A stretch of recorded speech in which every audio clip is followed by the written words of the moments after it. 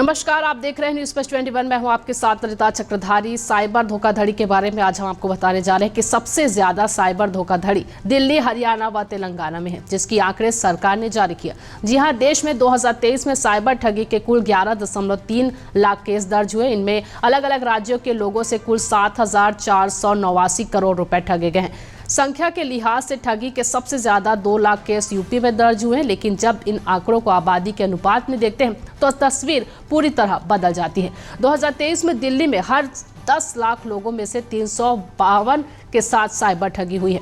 दिल्ली के बाद सबसे खराब स्थिति हरियाणा और तेलंगाना की है।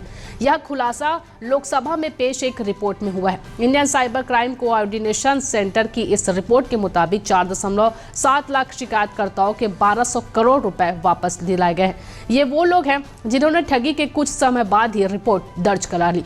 लोकसभा में दिए जवाब में कहा गया कि citizen financial cyber fraud reporting और मैनेजमेंट सिस्टम की शुरुआत के बाद से 4.7 लाख से अधिक शिकायतों में से 1200 करोड़ रुपए से अधिक की बचत की गई है।